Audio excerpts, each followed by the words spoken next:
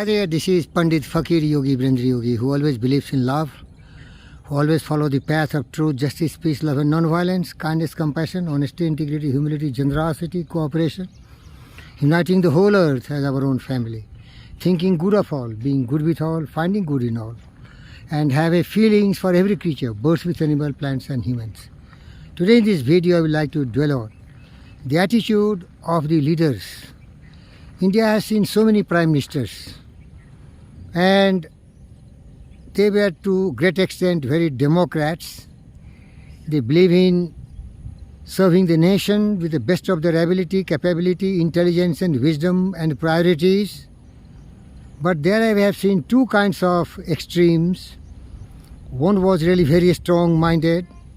One was very strong-minded and having a lot of self-respect and self-pride. And she was called Mrs. Indira Gandhi, the Iron Lady of India, who really broke Pakistan into two nations, Bangladesh and the remaining remnants, Pakistan. Very tough lady, very iron lady, very determined lady, very courageous lady. This model I always prefer, because in a democracy like India, where majority of the people are poor, they are illiterate, uneducated, and there are a lot of diverse activities going on in India. The country is extremely divided on the basis of caste, creed, race, religion, region, sex, male or female. And that's why to unite and integrate such a vast nation with so much of diversity, it becomes very challenging if you are a true democrat. Means a government of the people, by the people, for the people. But people, if they are not educated, not very intelligent, not very capable, then what you can do? They will behave like the wild cattle, ferocious, angry, greedy, hateful, and every activity, every thought and word and action will be self-centered. That's why you see the emergence of casteism, dynasty rule, favoritism, corruption, egotism, and it is really a wild life in India. Might is right. But there has been a lot of reforms. People are getting educated. They now understand that they cannot be bought, they cannot be purchased, but this category is just few percentage only. So the curse of democracy is we do not exactly measure the ability, capability, quality of the individuals. Rather, we see how many numbers of voters have used their franchise and who has got the majority. That's why my best friend Socrates was against this. Democracy is a government of the fools. We never measure the ability, capability and quality, we count the numbers. So once Mrs. Gandhi was in trouble, she imposed emergency in 1975 that lasted nearly about 2 years. But I appreciate that. Once the people of India is arrogant, selfish, they want to divide the country, they want to break the country, they want to take the law and order in their hand, they can abuse you, they can insult you, they can do whatever they like, then it is anarchy. It is not a monarchy, it is not a democracy, but it is absolute anarchy. Wild life, might is right.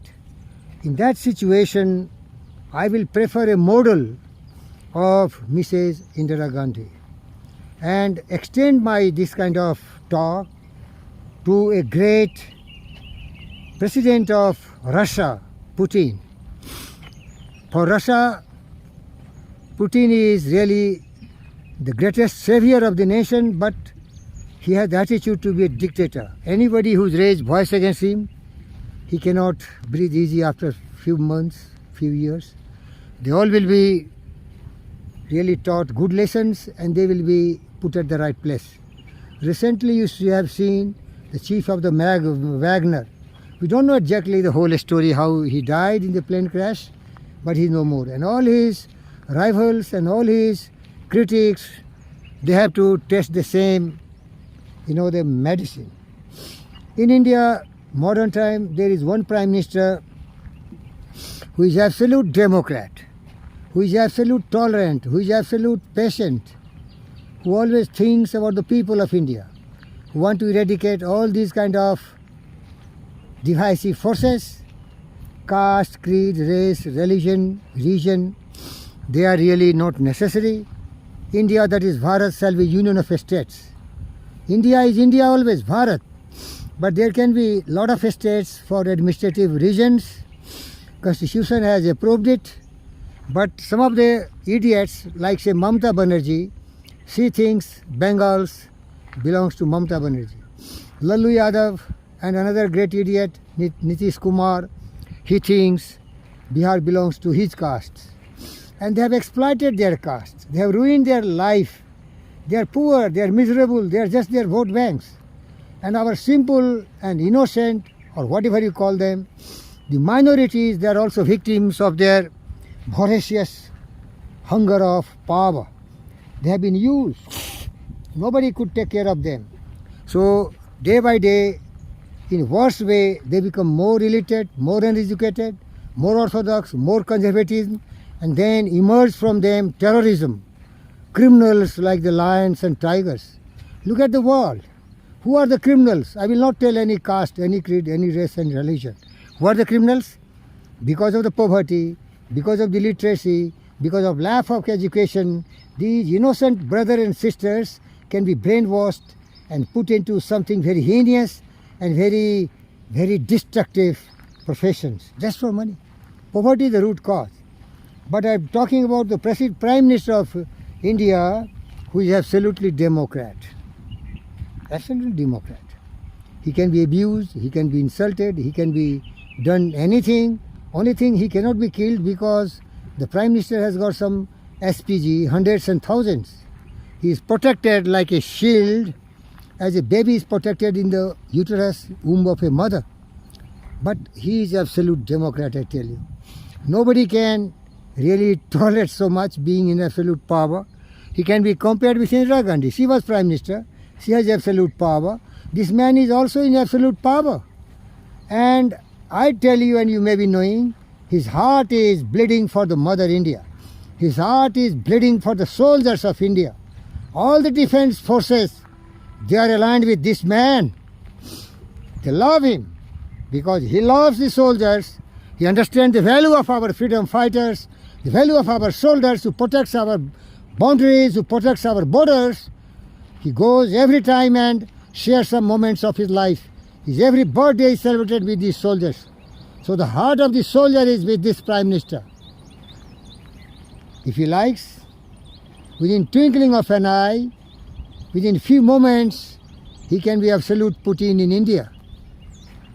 You know, that will be the very bad days for these kind of corrupt, castes, dynastic rulers, regionalists, who have no other agenda in life than to establish their dynasty rule, to exploit the poor people, make our daughters and sons unemployed, uneducated, poverty-stricken, and furnish all the facilities, make them millionaire and billionaire to their own daughters and sons.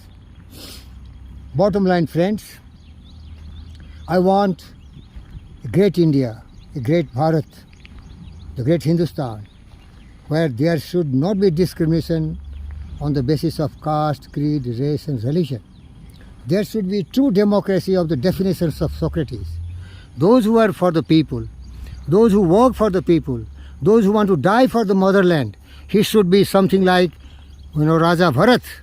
Because when Ram denied to come to Ayodhya, he took his sandals, you can say kharao, and worshipped it. Similarly, the man who should be in the absolute power, he should worship the citizens of India without any discrimination on any kind of diversification, caste, creed, race, religion, anything, and serve the people, and no election. Election means all the crooked will come. You see, there's a lot of parties who are having frisbees. Free, free, free, free.